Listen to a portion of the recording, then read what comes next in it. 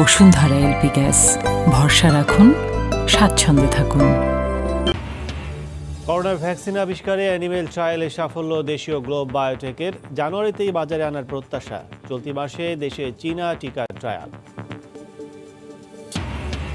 Barishal Sher e Bangla medical college হাসপাতাল চত্বর এখন ময়লার ভাগাড়। দুর্গন্ধে টেকা দায়। 5 মাস ধরে বর্জ্য অপসারণ করছে না সিটি কর্পোরেশন। এবং অবশেষে 9 দিন পর শিমুলিয়া কাঁঠালবাড়ি নৌরুটে পরীক্ষামূলকভাবে ফেরি চলাচল শুরু। স্বস্তি ফিরেছে যাত্রী ও চালকদের। পাটুরিয়া দৌলদিয়া রুটে দিনভর ভোগান্তি।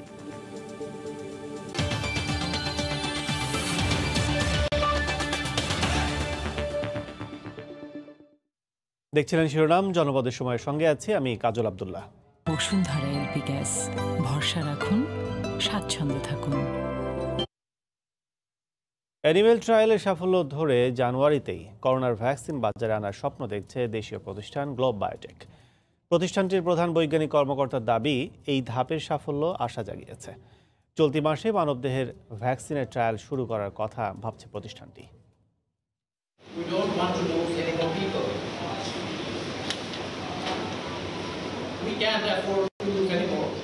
2রা জুলাই হঠাৎ করে সামনে আসে গ্লোব বায়োটেকের নাম। দেশের প্রথম করোনা ভ্যাকসিন আবিষ্কারের ঘোষণা দেয় প্রতিষ্ঠানটি। সপ্তাহখানেক বাদেই শুরু হয় অ্যানিমেল ট্রায়ালের কাজ। সে ধাপে প্রত্যাশা অনুসারে সাফল্য এসেছে বলেই দাবি করছেন গ্লোবের চিফ সায়েন্টিফিক অফিসার। আমরা যতটুকু টাইটার ভ্যালু চেয়েছিলাম, একদম আমাদের ম্যাক্সিমাম লেভেল পর্যন্ত আমরা টাইটার ভ্যালু পেয়েছি। মানে অ্যান্টিজেন অ্যান্টিবডি তৈরি করেছে। শিগগিরই মানবদেহে প্রয়োগের প্রক্রিয়া শুরু করছেন তারা। আর এই প্রক্রিয়ায় দেশের প্রথম স্বেচ্ছাসেবী হিসেবে নিজেকেই রেখেছেন এই বৈজ্ঞানিক। এই মাসে মনে করেন মাঝামাঝি আমরা আমাদের সমস্ত প্রটোকল আমরা বিএমআরসি থেকে জমা দিব। বিএমআরসি যখন এটা অ্যাপ্রুভাল দিবেন, তখন আমরা থার্ড পার্টি সিআরওর মাধ্যমে ফেজ 1 ক্লিনিক্যাল ট্রায়াল শুরু করব। তবে সামনের পথটা খুব একটা সহজ হবে না। বন্ধুর এই পথে সরকারকে পাশে চাইছে দেশের প্রথম ভ্যাকসিন আবিষ্কারের পথে এগিয়ে যাওয়া এই প্রতিষ্ঠানটি। অনেক কস্টিংয়ের ব্যাপার আছে। তখন আমরা হয়তো আমাদের গভর্নমেন্টের কাছে অবশ্যই ডাটাটা তুলে ধরবো। গভর্নমেন্ট যদি আমাদেরকে সাপোর্ট দেন, তাহলে আমরা খুবই খুশি হব। তাদের দাবি, তাড়াহুড়ো নয়, ব্যাটে বলে মিলে গেলে জানুয়ারিতেই বাজারে আসতে পারে এই ভ্যাকসিন। সব কিছু যদি সিস্টেমেটিক্যালি হয়, আমরা জানুয়ারিতেই আমরা ইনশাল্লাহ মার্কেট থাকবো। গ্লোব ভ্যাকসিন মার্কেটে থাকবে, দোয়া করবেন। একটি স্বপ্ন বুনছে গ্লোব। সেই স্বপ্নে রয়েছে কোটি বাঙালির বাঁচার স্বপ্ন। এই স্বপ্নের সারথীরা সাফল্য পাক। সব কিছু ঠিকঠাক থাকলে বাংলাদেশের ভ্যাকসিন নতুন বছরে হাতে আসবে। প্রত্যাশা এমনটাই থাক। রাশেদ লিমন, সময় সংবাদ, ঢাকা। এদিকে দেশে চলতি মাসে শুরু হচ্ছে চীনে উদ্ভাবিত কোভিড-19 ভ্যাকসিনের ট্রায়াল। অংশগ্রহণকারীদের 6 মাস পর্যবেক্ষণ রেখে এর কার্যকারিতা যাচাই করবে আইসিডিডিআরবি। এদিকে চীন ছাড়াও রাশিয়া এবং ভারতের টিকা পেতেও চলছে যোগাযোগ। স্বাস্থ্য বিভাগ বলছে, টিকা পেতে প্রয়োজনীয় অর্থ বরাদ্দ সহ সব বিষয়কেই গুরুত্ব দেওয়া হচ্ছে। ফারুক ভূঁইয়া, রবিনের রিপোর্ট। কোভিড-19 মহামারীর সময়ে ভাইরাসটি থেকে সুরক্ষা পেতে আশা জাগায় নেওয়া বিষয় হল দেশের চীনের সিনোভ্যাক কোম্পানি উদ্ভাবিত ভ্যাকসিনের পরীক্ষামূলক প্রয়োগের জট খোলা। চলছে সিনোভ্যাকের নমুনা টিকা দেশে আসার প্রক্রিয়া। বাংলাদেশে চীনের ভ্যাকসিনটির পরীক্ষামূলক প্রয়োগের প্রাথমিক প্রস্তুতি শেষ করেছে আন্তর্জাতিক উদারময় গবেষণা প্রতিষ্ঠান আইসিডিডিআরবি।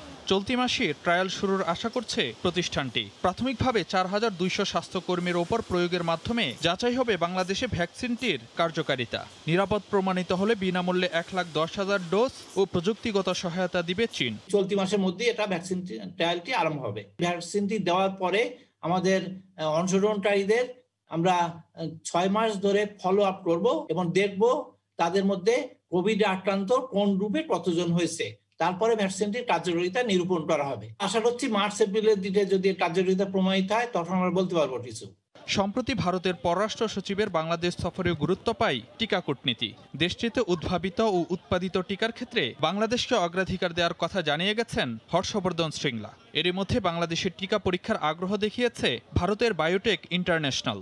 এছাড়া রাশিয়ার টিকা পেতেও চলছে আলোচনা। এর মধ্যে দেশটি বাংলাদেশেও টিকা উৎপাদনের অনুমতি দেওয়ার আভাস দিয়েছে বলে সম্প্রতি জানিয়েছেন স্বাস্থ্যমন্ত্রী। তারা G2G করতে চায় এবং যদি বাংলাদেশে এখানে ভ্যাকসিন তৈরি করার ফ্যাসিলিটি যদি থাকে, তাহলে পরে তারা বাংলাদেশেও তৈরি করার জন্য অনুমোদন দিতে পারে। স্বাস্থ্য বিভাগ বলছে টিকা পেতে সব বিকল্পই বিবেচনায় রাখা হচ্ছে, আর এক্ষেত্রে অর্থ বরাদ্দেও থাকবে না কোনো কার্পণ্য। পৃথিবীর যে কোনো জায়গায় ওইটা শুরু হবে, আমরা টাকা দেওয়া হইলেও কিনে নিয়ে আসবো, অর্থের ব্যবস্থা হয়েছে। এছাড়া টিকা পাওয়ার আন্তর্জাতিক উদ্যোগ কোভ্যাক্সের মাধ্যমে আছে বিনামূল্যে কিংবা কম মূল্যে ভ্যাকসিন পাওয়ার সুযোগ। ফারুক ভিয়া, রবিন, সময় সংবাদ, ঢাকা। বরিশাল শেরেবাংলা মেডিকেল কলেজ হাসপাতাল চত্বর এখন যেন ময়লার ভাগাড়। হাসপাতালের ভেতরে ঢোকার আগে ময়লার দুর্গন্ধে চলাফেরায় দায় হয়ে পড়েছে। সিটি কর্পোরেশন প্রায় 5 মাস ধরে ঝুঁকিপূর্ণ মেডিকেল বর্জ্য অপসারণ করছে না বলে অভিযোগ হাসপাতাল কর্তৃপক্ষের। আমিরুল ইসলামের তোলা ছবিতে ফেরদৌস সোহাগের তথ্য নিয়ে রিপোর্ট।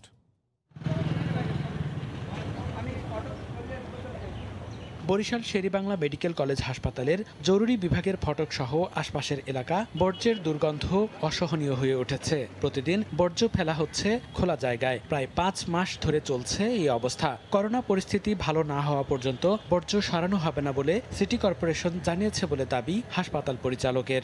আমাদের পিছনের দিকে যে জায়গাটা আছে, আপনি যেন পানি ট্যাঙ্কারি পর্যন্ত আমরা সব জায়গায় গর্ত করে এই প্রায় 4.5 মাস 5 মাস কিন্তু ওখানে গর্ত করে আমরা ময়লাগুলো ভর্তি আবার ঢেকে রাখছি। এই অবস্থায় বিপাকে পড়ার কথা জানালেন চিকিৎসক নেতা। গর্ত করতে করতে এখন আমাদের আর গর্ত করার কোনো জায়গা নাই, কোথায় ময়লা রাখবো, এটা একটা বড় বিষয়। সেক্ষেত্রে আমি মনে করি যে এই ময়লা ফেলানোর জন্য যারা কর্তৃপক্ষ তাদের যথাযথ আশু ব্যবস্থা নেওয়া দরকার। তবে সিটি কর্পোরেশনের প্রধান পরিচ্ছন্নতা কর্মকর্তা ও প্যানেল মেয়রের দাবি, করোনা যাতে মহামারী হয়ে না ছড়ায় সেজন্য হাসপাতালের বর্জ্য সেখানেই মাটিতে চাপা দেওয়া হচ্ছে। এই বর্জ্যটা বরিশাল সিটি কর্পোরেশনের মেইন শহর থেকে বেদ করে মেইন রোড থেকে গিয়ে সদর রোড হয়ে তারপরে ওপেন ডাম্পিং করতে হয়, যেখানে আশেপাশেও মানুষ বসবাস করে, যাতে মহামারী আকারে এই নগরীতে করোনা ছড়িয়ে না পড়ে।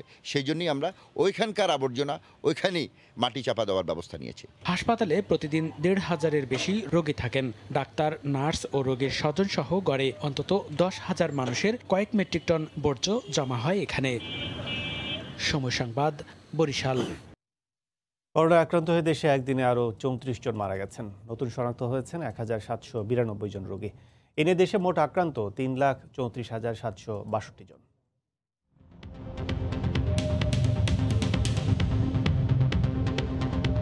গত 24 ঘন্টায় নমুনা পরীক্ষা করা হয়েছে 14,747 জনের। এ পর্যন্ত মোট নমুনা পরীক্ষা হয়েছে 17,04,758 জনের। 24 ঘন্টায় নতুন করে শনাক্ত হয়েছে 1,792 জন। মোট আক্রান্ত 3,34,762 জন। 24 ঘন্টায় মারা গেছেন 34 জন। এ পর্যন্ত করোনা আক্রান্ত হয়ে মারা গেছেন 4,668 জন। করোনা থেকে 24 ঘন্টায় সুস্থ হয়েছেন 2,474 জন। মোট সুস্থ হয়েছেন 2,36,024 জন।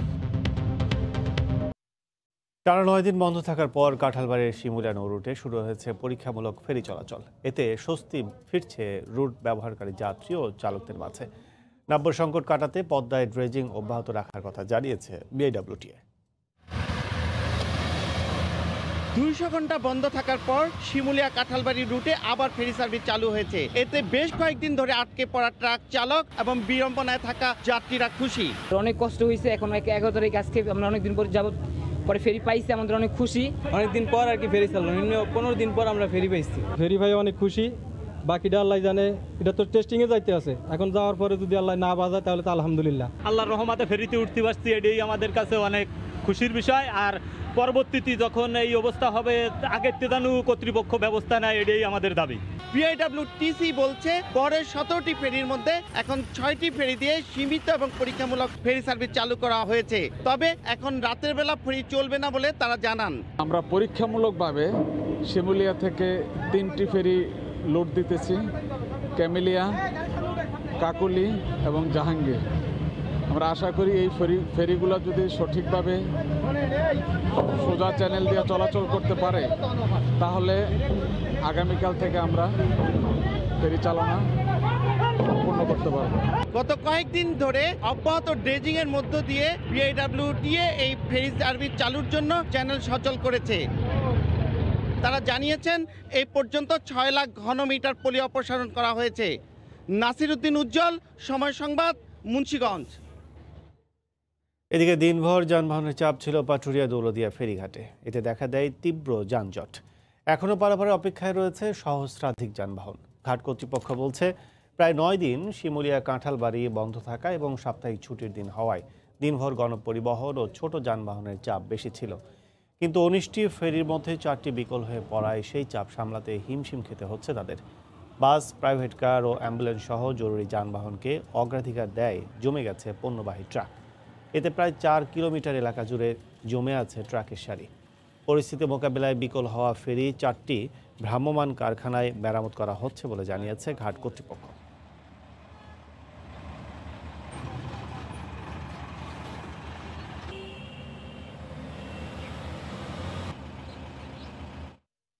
জনপদের সময় আরও থাকছে। ছুটির দিনে পতেঙ্গা সমুদ্র সৈকতে উপচে পড়া ভিড়, স্বজনদের নিয়ে প্রকৃতি উপভোগে খুশি দর্শনার্থীরা, নিরাপত্তায় সতর্ক পুলিশ। পদ্মা সেতু প্রকল্পের সার্বিক অগ্রগতি 81 ভাগেরও বেশি এবং মূল সেতুর প্রায় 90 ভাগ কাজ শেষ হয়েছে বলে জানিয়েছেন সড়ক পরিবহন ও সেতুমন্ত্রী ওবায়দুল কাদের। সকালে এক ভিডিও কনফারেন্সে যুক্ত হয়ে তিনি একথা জানান। তিনি বলেন, এ পর্যন্ত মোট 41টি স্প্যানের মধ্যে 31টি স্প্যান বসানোয় সেতুতে দৃশ্যমান হয়েছে 4650 মিটার। ইতিমধ্যে মূল সেতুর প্রায় 90 ভাগ কাজ শেষ হয়েছে। 41টি স্টিল বা স্প্যানের প্রকল্প সাইটে এসে পৌঁছেছে। 6টি স্প্যান প্রস্তুত। পদ্মার পানি প্রবাহের গতি কমলেই আমরা পরবর্তী স্প্যানগুলো বসাতে পারব। 42টি পিয়ারের কাজ শেষ হয়েছে। প্রকল্পের সার্বিক অগ্রগতি শতকরা 81 ভাগেরও বেশি। এদিকে নারায়ণগঞ্জের তহল্লায় বিস্ফোরণের ঘটনায় নিহতদের আত্মার শান্তি ও আহতদের দ্রুত সুস্থতা কামনা করে বিশেষ দোয়া করা হয়েছে। জুমার নামাজ শেষে বাইতুল মোকাররম মসজিদে বিশেষ এই দোয়ার আয়োজন করা হয়। বিস্ফোরণের ঘটনায় চিকিৎসাধীন বাকি 5 জনের কারোই অবস্থারও উন্নতি হয়নি। শ্বাসনালী পুড়ে যাওয়ায় প্রত্যেকে সংকটাপন্ন বলে জানিয়েছেন চিকিৎসকরা। নারায়ণগঞ্জে মসজিদে তিতাসের গ্যাস লাইনের লিকেজ থেকে বিস্ফোরণের পর পেরিয়েছে 1 সপ্তাহেরও বেশি সময়। অবহেলাজনিত এই দুর্ঘটনায় ক্ষোভ ছড়িয়েছে সাধারণ মানুষের মনে। শুক্রবার জুমার নামাজের পর জাতীয় মসজিদ বাইতুল মুকাররম থেকে বিক্ষোভ মিছিল বের করেন মুসল্লিরা। দুর্ঘটনার জন্য তিতাস কর্তৃপক্ষকে দায়ী করে জড়িতদের শাস্তির দাবি করেন তারা। মিছিলটি পল্টন হয়ে নাইটেঙ্গেল মোড়ে গিয়ে শেষ হয়। এর আগে বাইতুল মুকাররম মসজিদের উত্তর গেটে নিহতদের আত্মার মাগফিরাত ও আহতদের আরোগ্য কামনায় দোয়া করে খেলাফত মজলিস ও ইসলামী আন্দোলন বাংলাদেশ। দোয়ার আগে সমাবেশ থেকে ভবিষ্যতে এমন দুর্ঘটনার পুনরাবৃত্তি বন্ধে সরকারকে আরো কঠোর হওয়ার দাবি জানানো হয়। আমরা এর উপযুক্ত বিচার চাই। শুধু বরখাস্ত আর সাময়িক চাকরিচ্যুত করলে এটা জনগণ মেনে নেবে না।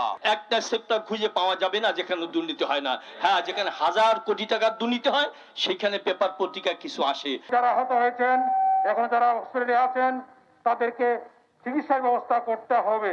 এদিকে শেখ হাসিনা জাতীয় বার্ন অ্যান্ড প্লাস্টিক সার্জারি ইনস্টিটিউটে চিকিৎসাধীন বাকি রোগীদের অবস্থাও সংকটাপন্ন। চিকিৎসকরা জানান, আইসিইউতে থাকা প্রত্যেকেরই অক্সিজেন সাপোর্ট লাগছে এবং সবারই শ্বাসনালী পুড়ে যাওয়ায় কাটছে না শঙ্কা। যেহেতু ইনহেলেশনাল ইনজুরি আছে, এই পেশেন্টগুলো দেখা যায় যে খারাপ হওয়ার আশঙ্কাটা খুব বেশি। একটা পেশেন্টেরই ইনহেলেশনাল ইনজুরি আছে, যার কারণে কোনো পেশেন্টকেই আমরা সংক্রমিত বলতে পারবো না। দিনাজপুরের ঘোড়াঘাট উপজেলা নির্বাহী কর্মকর্তা ওয়াহিদা খানম ও তার বাবা ওমর আলী শেখকে হত্যা চেষ্টা মামলার আসামি নবিরুল ও শান্ত কুমারকে কারাগারে পাঠিয়েছে আদালত। 7 দিনের রিমান্ড শেষ হওয়ায় বিকেলে জেলা সিনিয়র জুডিশিয়াল ম্যাজিস্ট্রেট ইসমাইল হোসেনের আদালতে তাদেরকে হাজির করা হয়। এ সময় মামলার তদন্তকারী কর্মকর্তা নতুন করে রিমান্ড বা জবানবন্দির আবেদন না করে 2 আসামিকে কারাগারে পাঠানোর নির্দেশ দেন আদালত। 2রা সেপ্টেম্বর গভীর রাতে দিনাজপুরের ঘোড়াঘাট উপজেলা নির্বাহী কর্মকর্তা ওয়াহিদা খানম ও তার বাবা ওমর আলী শেখকে হত্যা চেষ্টা করা হয়। এ ঘটনায় দায়ের হওয়া মামলায় গত 5 সেপ্টেম্বর আসামি নবিরুল ও শান্ত কুমারের 7 দিনের রিমান্ড মঞ্জুর করেন বিচারক। মামলার মূল আসামি আসাদুল রিমান্ডে পুলিশ হেফাজতে রয়েছে। এদিকে ইউএনও ওয়াহিদার ওপর হামলার 9 দিন পর ঘোড়াঘাট থানার ওসি আমিরুল ইসলামকে প্রত্যাহার করা হয়েছে।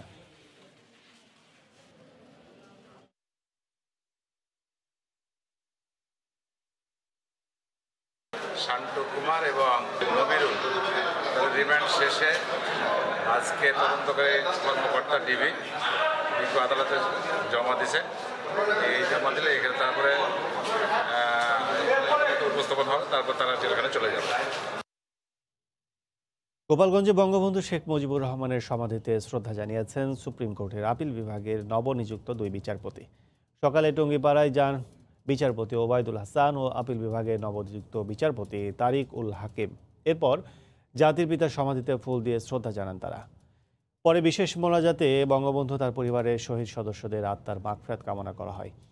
এই সময় বিচারপতিদের পরিবারের সদস্য ও সুপ্রিম কোর্টের বেশ কয়েকজন কর্মকর্তা উপস্থিত ছিলেন।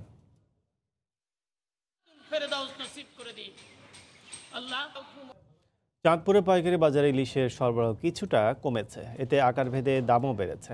তারপরও শুক্রবার ক্রেতা বিক্রেতার হাঁকডাকে সরগরম ছিল শহরের বড় স্টেশনের পাইকারি মাছ ঘাট।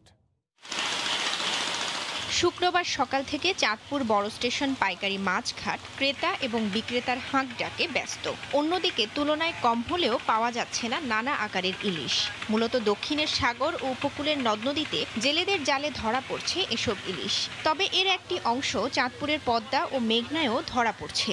জেলেরা জানালেন পূর্ণিমা কেটে যাওয়ায় ইলিশ মাছ তেমন ধরা পড়ছে না। তাদের আশা সামনে ভরা অমাবস্যায় ফের মিলবে ইলিশের চালান। তারপরও দরদাম ভালো পাওয়ায় উপকূল থেকে জেলেরা ইলিশ নিয়ে ছুটে আসছেন পাইকারি এই বাজারে। দাম একটু ভালো পাই, এই জন্য আমরা ওইখান থেকে মাছ কিনা এখানে আইনা বিক্রি করি। চাঁদপুর বাজার খুব ভালো থাকে, এই জন্য আমরা এখানে এসে বিক্রি করি। আর এখন এই সময় মাছ একটু কম থাকানে আর বাজার খুব ভালো পাইতেছে। সামনে একটা যোগা পড়বে, ওই যোগাতে আপনার মাছ আপনার বেশি পাওয়া যাবে। পূর্ণিমা যখন আবার আসবে তখন আবার মাছটা একটু বেশি হবে। সরবরাহ কমায় বাজারে চাহিদা বেশি থাকায় প্রতি মনে দাম বেড়েছে 4000 থেকে 5000 টাকা। মাছ কম থাকার কারণে কাস্টমারের চাহিদাও বেশি, আপনার মাছের দামও বাড়তি, আপনার আকার বেঁধে আপনার প্রত্যেক মনে 4 থেকে 5000 টাকা বাড়তি হয়ে গেছে। ভোলা, হাতিয়া, লালমোহন, চরপেশন এই সকল অঞ্চলের মাছ যেহেতু চাঁদপুর আড়তে বিক্রি হয়, যার জন্য সবাই বলে এটা চাঁদপুরের মাছ। শুক্রবার সব মিলিয়ে বড় স্টেশন মাছ ঘাটে ইলিশের সরবরাহ ছিল 3 থেকে 3500 মন। সময় সংবাদ, চাঁদপুর। ছুটির দিনে দর্শনার্থীর ভিড়ে তিল ধারণের ঠাঁই ছিল না পতেঙ্গা সমুদ্র সৈকতে।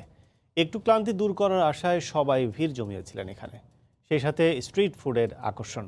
সাক্ষর টিপুর ক্যামেরায় বিস্তারিত জানাচ্ছেন কমল দে। শুক্রবার সরকারের বন্ধের দিন মানে এক অন্যরকম চিত্র পতেঙ্গা সমুদ্র সৈকতের। দুপুর না হতে লোকে লোকারণ্য হয়ে পড়ে এখানকার প্রতিটি পয়েন্ট। কেউ পানিতে নেমে যেমন স্পিড বোটে চড়ছে, কেউ বা হেঁটে বেড়াচ্ছে বালুকা বেলায়। আর এখানকার চট্টগ্রাম উন্নয়ন কর্তৃপক্ষের গড়ে দেওয়া 3টি রাস্তায় তিল ধারণের ঠাঁই নেই। দুপুরের পর থেকে প্রতিটি রাস্তা যেন মিশেছে এই পতেঙ্গা সমুদ্র সৈকতে এসে। অনেক দিন যাবৎ আসলে বিনোদন করা হয় না, আজকে আসছি আসলে বন্ধুদেরকে নিয়ে। মন ভালো করার জন্য যদি চট্টগ্রামের মধ্যে ভালো একটা জায়গা থাকে সেটা হচ্ছে পতেঙ্গা। প্রাকৃতিক দৃশ্য, সাগর, নদী, জাহাজ, এগুলো আমার অনেক ভালো লেগেছে। আলহামদুলিল্লাহ ভালো লাগতেছে এখানে এসে। পতেঙ্গা সমুদ্র সৈকতের বিশেষ কিছু খাবার রয়েছে, যা দেশ জুড়ে রয়েছে এই সুনাম। বিশেষ করে কাঁকড়া, চটপটি, ফুচকা এবং ছোট সাইজের পেঁয়াজু। দর্শনার্থীর সাথে সাথে বিক্রিও বেড়েছে এসব খাবারের। মোটামুটি আল্লাহর রহমতে ভালো চলে। মাঝখানে লকডাউন ছিল, তার কারণে মানুষ আসতে পারে নাই, লকডাউন খুলছে, সেজন্য মানুষ একটু মন খুলে বাতাস খাওয়ার জন্য আসছে। অসহনীয় করোনাকালীন কাটিয়ে একটি স্বস্তির আশায় দেশের দূর দূরান্ত থেকে সাধারণ মানুষ ছুটে আসছে এই পতেঙ্গা সমুদ্র সৈকতে। স্বাভাবিক সময়ে প্রতিদিন 10 থেকে 12,000 মানুষের ভিড় জমলো, শুক্রবার তা 50,000 ছাড়িয়ে যায়। আর দর্শনার্থীদের নিরাপত্তায় বিশেষ ব্যবস্থা নেওয়া হয়েছে টুরিস্ট পুলিশদের পক্ষ থেকে। তাদের নিরাপত্তার জন্য আমরা টুরিস্ট পুলিশ সর্বক্ষণ নিয়োজিত রয়েছি, সাথে সাথে সিএমপি পতেঙ্গা থানাও রয়েছে। আমরা হ্যান্ড মাইকিং করতেছি। বন্দরনগরী চট্টগ্রামে এমনিতেই বিনোদন কেন্দ্রের বড় অভাব। হাতে গোনা যে কয়েকটি বিনোদন কেন্দ্র রয়েছে তার মধ্যে অন্যতম হলো এই পতেঙ্গা সমুদ্র সৈকত, যে কারণে এখানে সরকারি বন্ধের দিনও সাধারণ মানুষের সবচেয়ে বেশি ভিড় জমে। পতেঙ্গা সমুদ্র সৈকত থেকে কমল দে, সময় সংবাদ। জানিয়ে দিচ্ছি জনপদের সময়ের শিরোনামগুলো।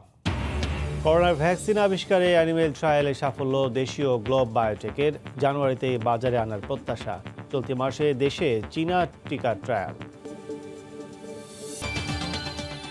এই ছিল এখনকার মতো, সঙ্গে থাকুন সময়ের।